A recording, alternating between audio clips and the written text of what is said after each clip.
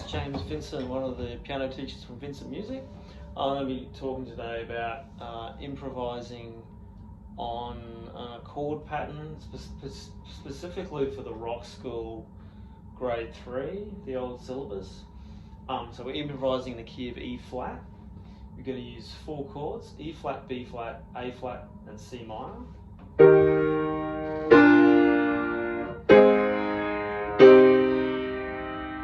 Those ones. And just starting off of how to make a melody over a series of chord changes. More of a sort of a systematic way of learning how to build melody from these harmonic ideas. So I'll put the backing on, and I'll start off by just saying, so we've got these 8 chords here. If you've got the book, you'll see, actually I won't show that up if you can see it. So it goes E flat, B flat, A flat, E flat, C minor, B flat, A flat, E flat. So an 8-bar pattern, starts on E flat, ends on E flat. So yeah, E flat will be your keynote. So you just get used to changing chords on a per bar basis. You can start off with just playing the root of each chord and improvising on that, a melody idea. So it'll be very simple, very angular, won't be particularly good, I guess, but it's a good way to start thinking about these chords, and you can use them in different ways, like spatially, leaving lots of space at a B flat. You could mix it up with busier.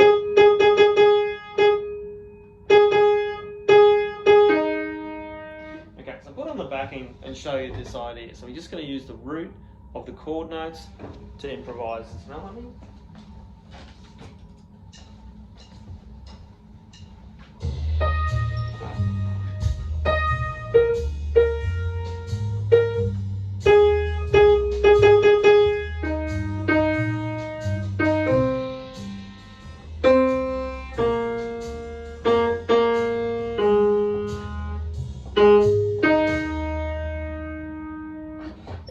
Nice and simple, that one.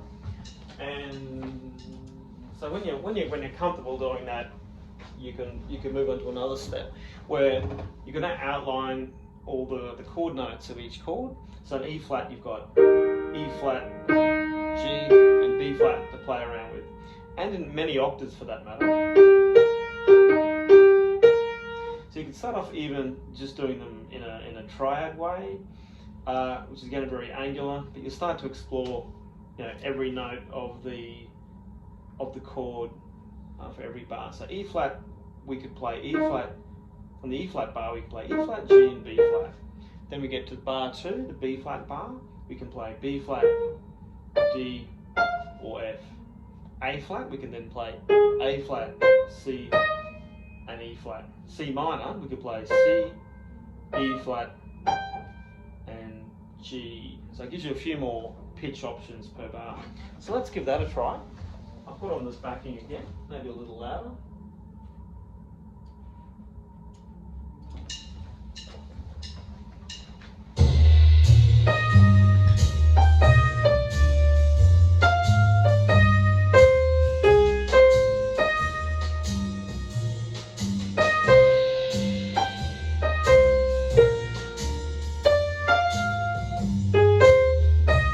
Okay, and we're back. That just got interrupted. So let's see if we can pick it up here.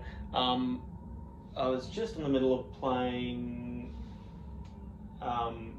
any chord note from each triad over the improvisation. I think that got interrupted in the middle, so I'll show you it again.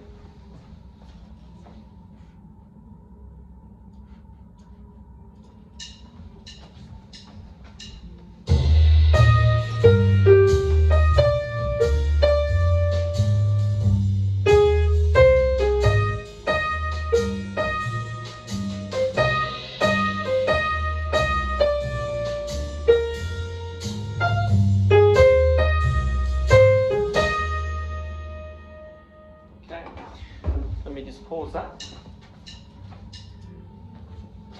So in that way we're using starting to create a melody by going all around the different chord notes, the different triad notes of each of the chords.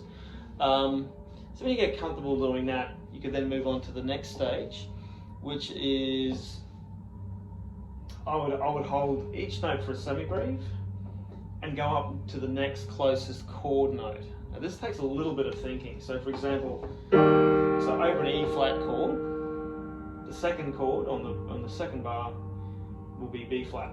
I'll use it in a simple block position, root position, for the sake of the demonstration. Okay, so if we start on E flat in the right hand, we'll hold it for 4 counts. Now the challenge is here is we're going to go up to the next neighbouring note, but that neighbouring note has to be within the chord. So when we get to, we've got to think the next chord's B flat. So our options are F, D, or B flat.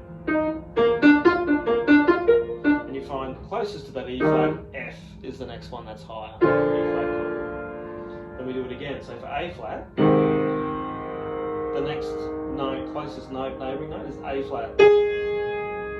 Keep going, E flat, B flat is your next note. Now over to the C minor chord, the next closest note up is C. The B flat chord, the next closest note up there is D. A flat chord, the next closest note would be E flat, and so on, just going up, kind of creating a scale or a line ascending. Finally on E flat, you could go on G. So if I was to put that all together without me talking in the middle, you would get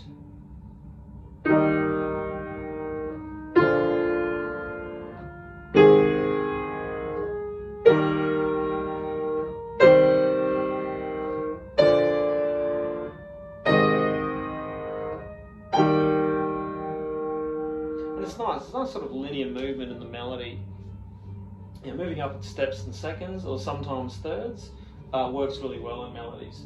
So let's try that over the backing, and I might, just for effect, I might throw a little bit of res or a little bit of rhythmic variety to make it a bit more interesting, but the concept's the same.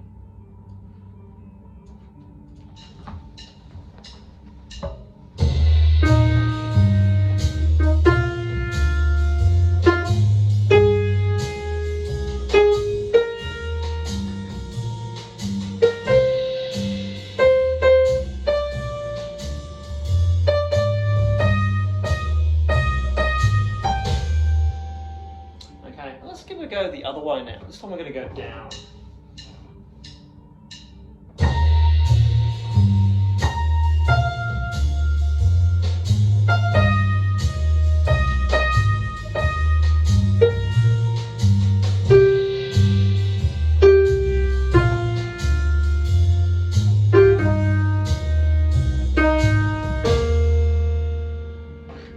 Yeah. Okay. So let's pause that. Train runway there. Okay, so practice that kind of idea going up and down. You really have to kind of, at first you sort of have to think, oh, what's the next note? So it's really quite very theoretical, but you're applying it to practice all this harmony and quick thinking. And the third option is then, when you get good at that, you can then choose to go up or down randomly to see what works and start making melodies that I guess are more like arpeggios or broken chord-like. They start to get a bit more interesting and a bit more complex. But if you practice the up and down, this will make this part a lot easier. So let's try this. Oh, not the train sound, not nothing. You want something? Okay, here we go.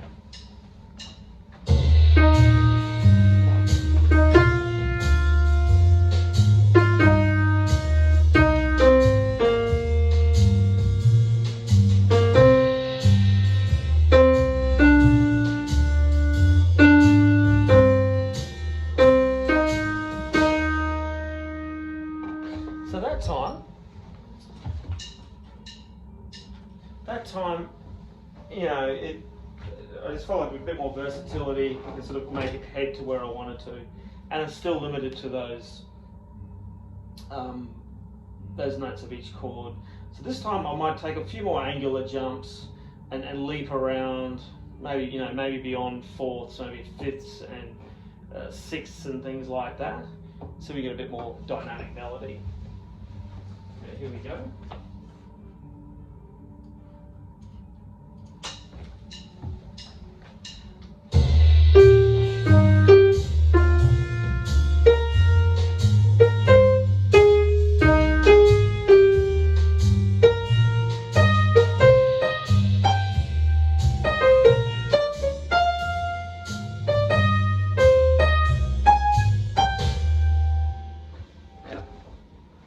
So that time, that was good. A little bit more freedom to sort of elaborate on each chord, but then not get stuck in a root position where that chord note is always at the bottom and your thumb is always on the bottom. It's nice to break away and give it some variety. There's all sorts of things we can do, making the solo interesting, making it having a shape, going up or down, or peaking, or going lower and up again. But this is just a step-by-step harmonic process we're doing here today.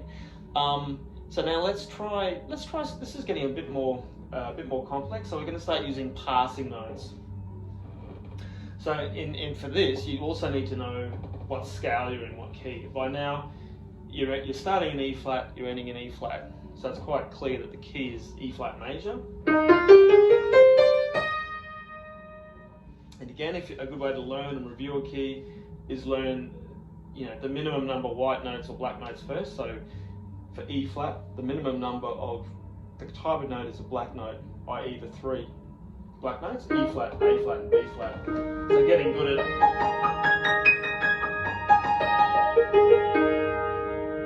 learning those 3 is a good start, and then adding the white notes, or doing them separately I should say, F, G, C and D, and if you move that to a hand position of C, D, F and G, you've got something quite manageable to mess around with. And then when you put them together, you can even do them in a set. You do the black set, the white set,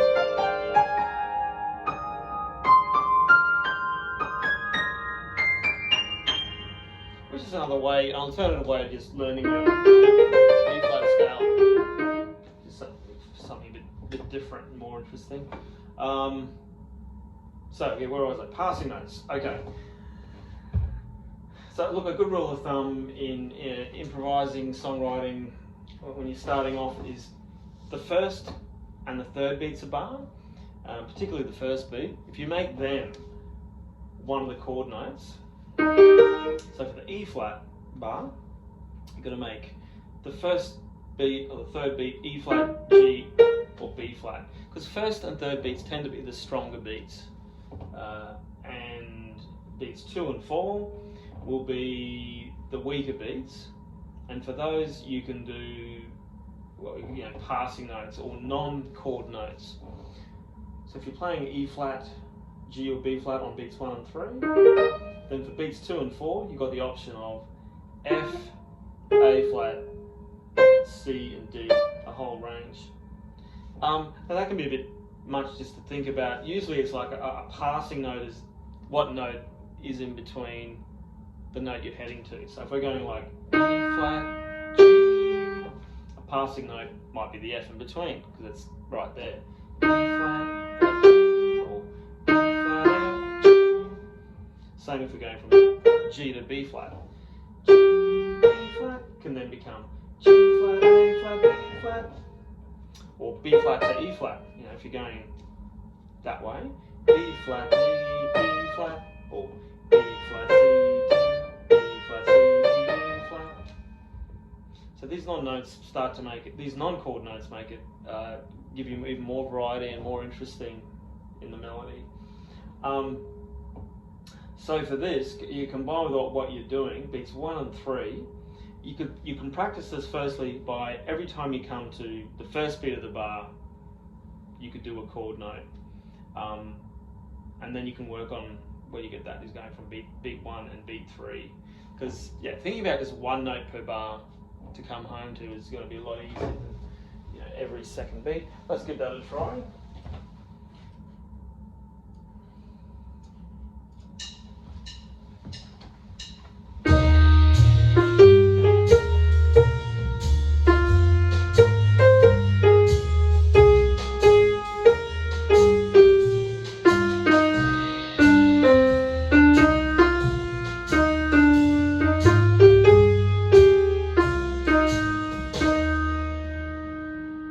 Try it again. Something a bit higher.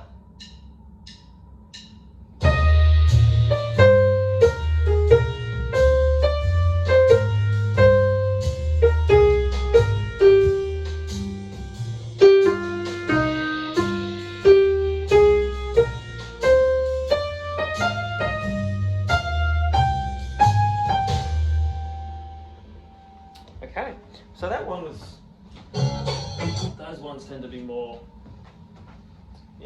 very linear, but you could be skipping around thirds, you could be making some interesting jumps, fourths and fifths in the melody to break it up a bit.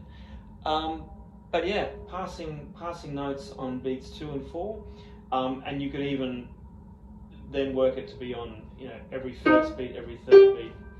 But your ear will also be the guide with this. This is a bit more of a structured, theoretical approach to improvising. So again, this can help you if you're doing that grade 3 rock school piano, or in general if you're improvising over a chord chart with a set of chords. And yeah, hope that was helpful. Catch you later. Bye.